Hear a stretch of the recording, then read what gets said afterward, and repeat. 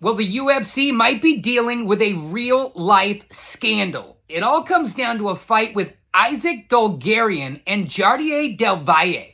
Now, these two fighters were not supposed to be a close match. Dolgarian, a favorite at -250. Now, if you don't know betting, that means that he should probably do well in this fight. Well, right before this fight, bets came flowing in on Dolgarian to lose in the first round, something that is pretty suspicious. Well, the FBI actually reached out to the UFC to ask them about it, and Dana White and company wasted no time. Are you injured? Do you owe anybody money? Has anybody approached you to, and the kid said, no, absolutely not. But then, as this fight started, it became clear that Dolgarian wasn't even trying.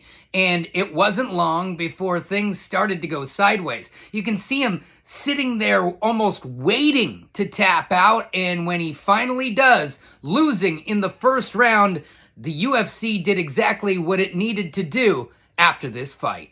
First round finish by rear naked choke. Literally, the first thing we did was call the FBI. So we called the FBI. I've met with the FBI twice today. And when the dust settled, the UFC actually canceled Dolgarian's contract. So did he cheat? Was it a rigged fight? Well, he said this not too long ago about his living situation and financial status. Yeah, so right now I live in an RV. I actually live right outside Factory X in Denver.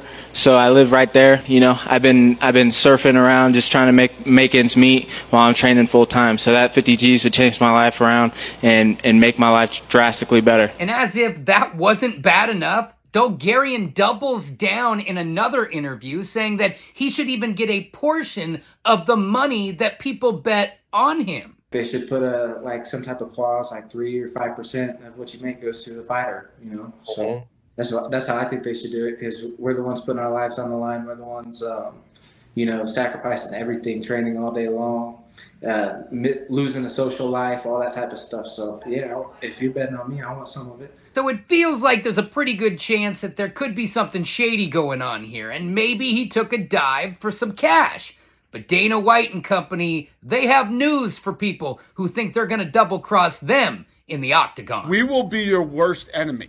We will immediately go after you, guns a-blazing, with the FBI and whoever else we need to get.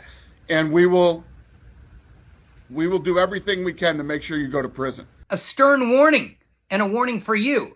If you think you have a sure thing bet, you never know who's on the take.